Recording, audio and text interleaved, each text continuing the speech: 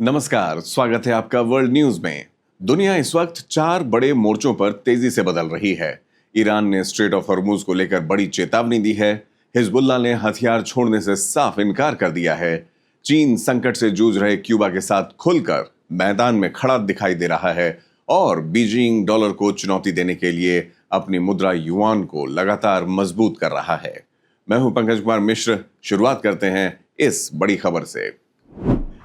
Iran ने straight of Hormuz को लेकर अब तक की सबसे कड़ी चेतावनियों में से एक जारी की है। ये वही समुद्री रास्ता है जहां से दुनिया के करीब 20% तेल और गैस की सप्लाई गुजरती है।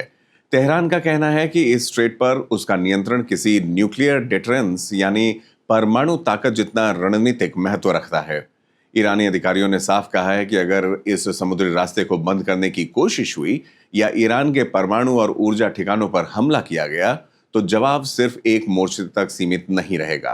ईरान ने संकेत दिए हैं कि वो अमेरिकी सैन्य ठिकानों, खाड़ी देशों के ऊर्जा ढांचे और क्षेत्रीय रणनीतिक संपत्तियों को निशाना बना सकता है। संदेश बिल्कुल साफ है, अगर गल्फ क्षेत्र में युद्ध भड़कता है तो उसका असर पूरी दुनिया की अर्थव्यवस्था पर पड़ेगा। हॉर्मुज में थोड़ी सी भी रुकावट कच्चे तेल की कीमतों को तेजी से ऊपर ले जाती है। शिपिंग रूट्स प्रभावित हो जाते हैं और दुनिया में पहले से मौजूद महंगाई का दबाव और बढ़ जाता है।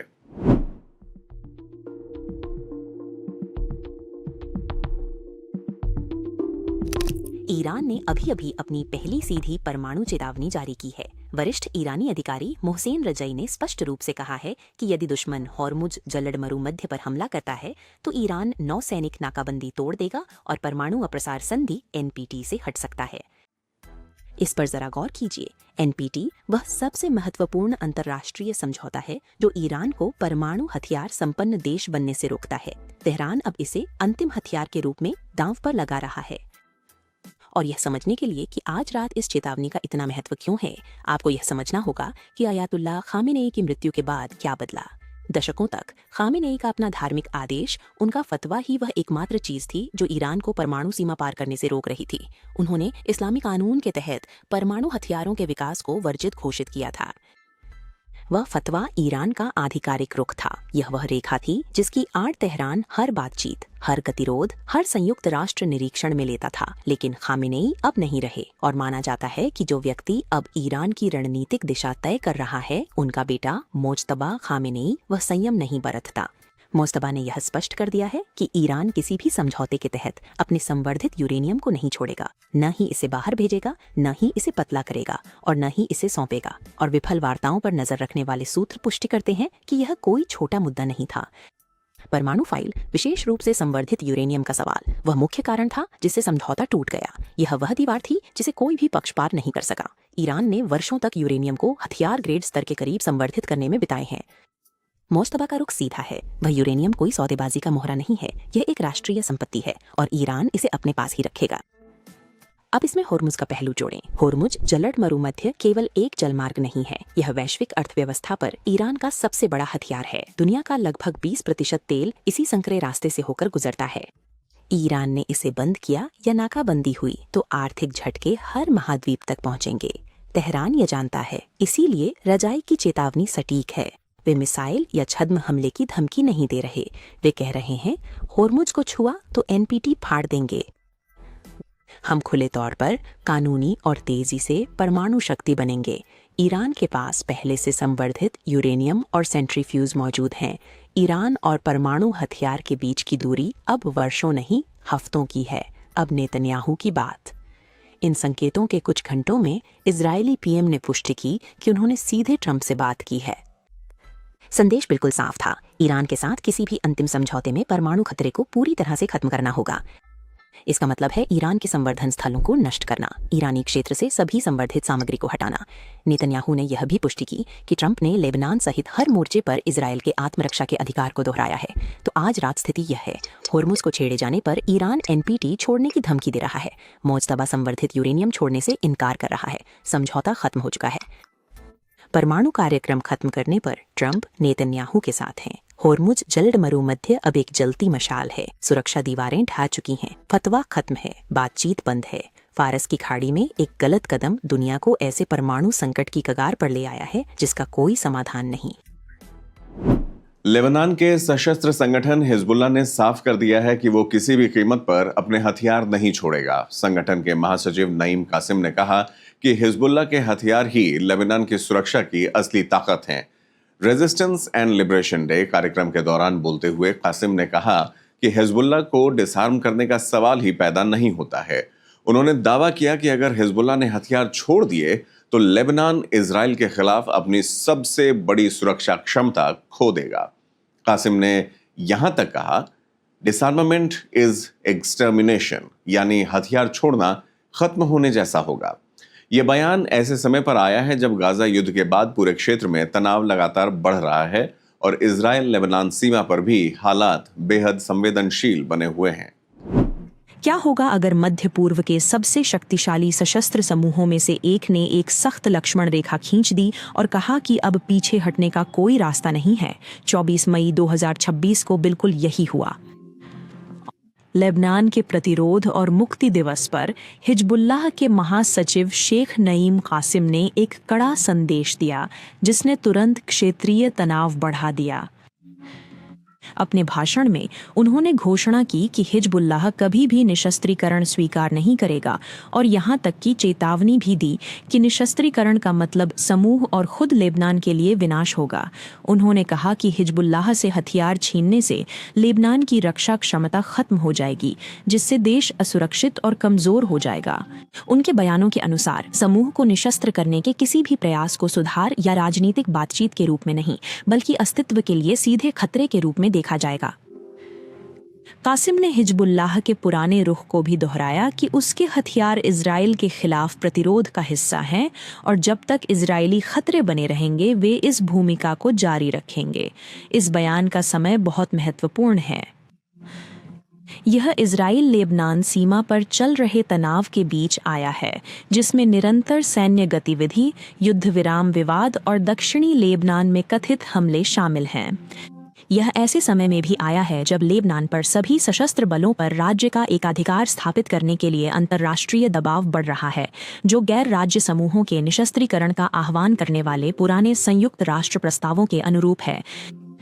इनमें संयुक्त राष्ट्र सुरक्षा परिषद का प्रस्ताव 1559 और प्रस्ताव 1701 शामिल हैं, जो इस बात पर जोर देते हैं कि केवल लेबनानी राज्य को ही अपने क्षेत्र के भीतर हथियारों पर नियंत्रण रखना चाहिए। हालांकि हिजबुल्लाह ने लगातार इस ढांचे को खारिज किया है, यह तर्क देते हुए कि उसका शस्त्रागार राष्ट्रीय रक्षा और प्रतिरोध के लिए आवश्यक है। अपने हालिया बयानों में कासिम ने यह भी सुझाव दिया कि निशस्त्रीकरण के प्रस्ताव विदेशी दबाव और बाहरी एजेंडे का हिस्सा हैं, जो विशेष रूप से संयुक्त राज्य अमेरिका और इजराइल से जुड़े हैं। लेबनान के भीतर हिजबुल्लाह की स्थिति को लेकर गहरा विभाजन बना हुआ है। कुछ राजनीतिक गुट सरकारी नियंत्रण में एक एकीकृत राज्य सैन्य संरचना के विचार का समर्थन करते हैं, जबकि अन्य का तर्क है कि हिजबुल्लाह अभी भी राष्ट्रीय रक्षा में महत्वपूर्ण भूमिका निभाता है। इस बीच इजराइल हिजबुल्लाह की सैन्य क्षमताओं को सीधे सुरक्षा खतरे के रूप में देखता आ रहा है और सीमा पर तनाव अत्यधिक अस्थिर बना हुआ है। संयुक्त राज्य अमेरिका सहित अंतर्राष्ट्रीय अभिनेताओं ने आर्थिक सहायता और पुनर्निर्माण सहायता को व्यापक सुरक्षा सुधारों से जोड़ा है, जिसमें हिजबुल्लाह के हथियारों और राज्य में उसकी भूमिका पर चर्चा शामिल है। लेकिन सालों के दबाव के बावजूद हिजबुल्लाह का रुख काफी हद तक अपरिवर्तित रहा है और शेख नईम कासिम की यह ताज़ा घोषणा एक संदेश को स्पष्ट रूप से पुख्ता करती है। निशस्त्रीकरण की ओर कोई भी रास्ता न केवल असंभव है, बल्कि इसे अस्वीकार्य और अस्तित्व के संकट के रूप में पेश किया जा रहा है। जैसे जैसे क्षेत्रीय तनाव बढ़ता जा रहा है, यह बयान लेबनान और व्यापक मध्य पूर्व में पहले से ही नाजुक और अस्थिर स्थिति में जटिलता की एक और परत जोड़ता है। आर्थिक और मानवीय संकट से जूझ रहे क्यूबा के लिए चीन अब खुलकर मदद के मैदान में उतर आया है। बीजिंग की तरफ से भेजी गई लगभग 60,000 टन चावल सहायता की पहली खेप हवाना पहुंच चुकी है। पहले चरण में 15,000 टन चावल भेजा गया है। क्यूबा के राष्ट्रपति मिगेल डियाज कैनेल ने चीन का सार्वजनिक तौर पर धन्यवाद किया और कहा कि गंभीर खाद्य संकट के बीच ये मदद बेहद अहम है। साथ ही उन्होंने अमेरिका पर भी तीखा प्रहार किया। डियाज कैनेल ने आरोप लगाया कि वॉशिंगटन क्यूबा के लोगों पर कलेक्टिव पनिशमेंट यानी सामूहिक सजा जैसा दबाव बना रहा है। उन्होंने अमेरिकी प्रतिबंधों की तुलना जेनोसाइड तक से कर दी। ये घटनाक्रम ऐसे समय आया है जब अमेरिकी राष्ट्रपति डोनाल्ड ट्रंप अपने दूसरे कार्यकाल में क्यूबा पर फिर से सख्त प्रतिबंध नीति अपना रहे हैं। लेकिन इस कहानी का दूसरा बड़ा पहलू भू राजनीति है। चीन अब उन देशों के साथ खुलकर खड़ा दिखाई दे रहा है जो अमेरिकी प्रतिबंध या दबाव का सामना कर रहे हैं, और लैटिन अमेरिका में, जिसे लंबे समय तक अमेरिका का प्रभाव क्षेत्र माना जाता था, वहां भी चीन अपनी पकड़ लगातार मजबूत कर रहा है।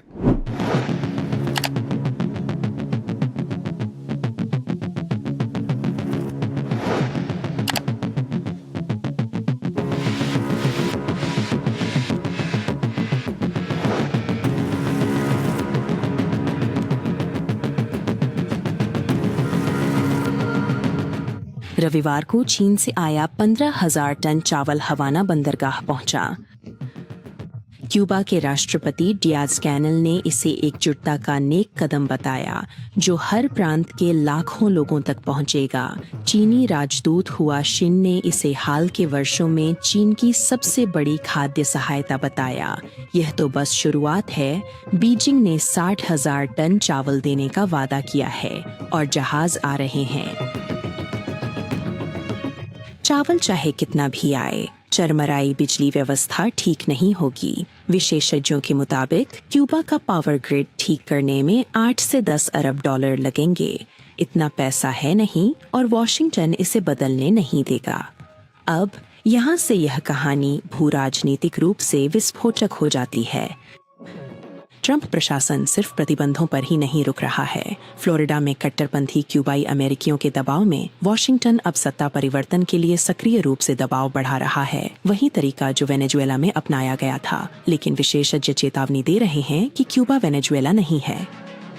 क्यूबा की सेना वेनेजुएला की तुलना में वैचारिक रूप से अधिक एकजुट है और उसके पलटवार करने की संभावना अधिक है। और दशकों के सहयोग के बाद पहले सोवियत संघ और अब चीन के साथ हवाना की खुफिया और निगरानी क्षमताओं को इस क्षेत्र में सबसे उन्नत माना जाता है। दूसरे शब्दों में, अगर वॉशिंगटन ने काराकास वाला दांव यहाँ आजमाया तो हवाना उतनी आसानी से घुटने नहीं टेकेगा। तो अभी आप एक छोटे से कैरेबियाई द्वीप पर 3 शक्तियों के बीच धीमी गति से चल रहा टकराव देख रहे हैं। संयुक्त राज्य अमेरिका, जो बाहर से दबाव बना रहा है, चीन, जो पूर्व से मदद और समर्थन दे रहा है, और क्यूबा, जो ब्लैकआउट और किल्लत के बावजूद हार मानने को तैयार नहीं है। दूसरी ओर क्यूबा में बत्तियां गुल हो रही हैं। 1 घंटे के लिए नहीं, 2 घंटे के लिए नहीं, हवाना के कुछ हिस्सों में लगातार 22 घंटों तक। और जब लाखों क्यूबाई अंधेरे में बैठे हैं, तो चीनी चावल लेकर एक जहाज हवाना की खाड़ी में आकर रुका है। और यह तो बस शुरुआत है। क्यूबा अपने आधुनिक इतिहास के सबसे खराब ऊर्जा और खाद्य संकटों में से एक के बीच में है। इस समय पूरे द्वीप का 64% हिस्सा एक साथ ब्लैकआउट का सामना कर रहा है। पिछले हफ्ते व्यस्त घंटों के दौरान यह संख्या 70% तक पहुंच गई थी। एक देश का 70% हिस्सा एक ही समय में बिना बिजली के। क्यूबा सरकार ने खुद ऊर्जा की स्थिति को गंभीर, नाजुक और बेहद तनावपूर्ण बताया है। ये विपक्ष के शब्द नहीं हैं। यह हवाना का यह स्वीकार करना है कि वह कगार पर है और यह संकट अचानक पैदा नहीं हुआ। जनवरी में संयुक्त राज्य अमेरिका ने वेनेजुएला के राष्ट्रपति निकोलस मादुरो को सत्ता से बेदखल कर दिया। जैसे ही ऐसा हुआ, क्यूबा को वेनेजुएला से होने वाली तेल की आपूर्ति रुक गई। क्यूबा को सिर्फ बिजली चालू रखने के लिए रोजाना लगभग 100,000 बैरल तेल की जरूरत होती है। घरेलू उत्पादन इसका आधे से भी कम हिस्सा पूरा करता है। बाकी सब खत्म हो गया। वॉशिंगटन जो कर रहा है, उसके लिए हवाना सरकार के पास एक शब्द है: नरसंहार। क्यूबा अभी भी अमेरिकी व्यापार प्रतिबंधों के साए में जी रहा है, जो 1962 से लागू हैं। उस पर नए तेल प्रतिबंधों को भी जोड़ दें तो आप समझ पाएंगे कि इस द्वीप के कुछ हिस्से बिना एक भी गोली चले युद्धग्रस्त देश जैसे क्यों दिखते हैं। चीन की एक और खबर। बीजिंग की केंद्रीय बैंक ने अपनी मुद्रा युआन को अमेरिकी डॉलर के मुकाबले 3 साल में सबसे अधिक मजबूत स्तर पर पहुंचा दिया है। यह कदम सिर्फ आर्थिक नहीं बल्कि रणनीतिक भी माना जा रहा है। पीपल्स बैंक ऑफ चाइना ने युआन की डेली रेफरेंस रेट को 2023 के बाद सबसे मजबूत स्तर पर तय किया है। इसकी बड़ी वजह है चीन के निर्यात का लगातार मजबूत बने रहना और दूसरी तरफ अमेरिकी डॉलर का कमजोर होना। अब कई बड़े अंतर्राष्ट्रीय बैंक भी मान रहे हैं कि आने वाले समय में युआन और मजबूत हो सकता है। चीन के लिए ये मजबूत युआन कई मायनों में अहम है। इससे निवेशकों का भरोसा बढ़ता है।